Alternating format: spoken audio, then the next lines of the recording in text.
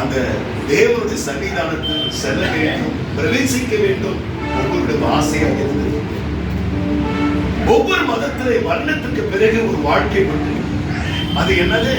பரலோகம் என்று சொல்வார்கள், சிலர் அதை மோட்சம் என்று சொல்வார்கள், சிலர் அதை பரதேசி என்று சொல்வார்கள், சிலர் தேவ சொர்க்கம் என்று சொல்வார். ஒவ்வொரு மதத்துல ஒரு நம்பிக்கை உண்டு. மரணத்திற்கு பிறகு ஒரு வாழ்க்கை உண்டு. எல்லாருமே கற்று இந்த உலகம் ஒரு நிரந்தரமானது அல்ல. இந்த உலகம் ஒரு டெம்பரரியான ஒரு வாழ்க்கை. மரணத்துல எப்படி பாக்குறேன்னா, ஒரு மனுஷன் பிரயாணத்துல பஸ் ஸ்டாண்ட்ல போய் நிக்கிறான். ஒவ்வொருத்தரும் ஒரு பஸ் பிடிக்கிறதுக்காக ஒரு பிரயாணத்தை ஒரு குறிப்பிட்ட இடத்துல சேரத்துக்காக நம்ம நிக்கிறோம். சிலருக்கு பஸ் சீக்கிரமா வருது, சிலருக்கு பஸ் லேட்டா வருது. ஆனா பஸ் கட்டாயம் ஒவ்வொருத்தருக்கும் வரும்.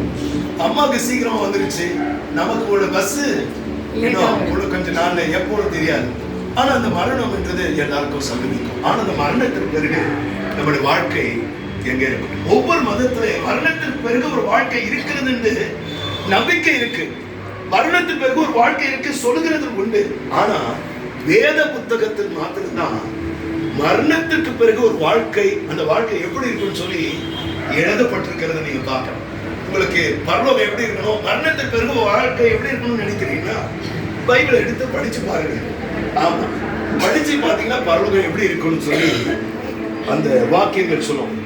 அதை மையமாக வைத்து ஒரு பாடல் இப்படியாக சொல்லுகிறது: வானன் வீதியிலே என் மன்னன் வருவார், மகிமையோடு என்னை ஏற்றுக்கொள்வார், நான் அங்கே போவேன், நான் ஆர்ப்பரிப்பேன். இந்த பாடலை நாம் சேர்ந்து பாடுவோம்.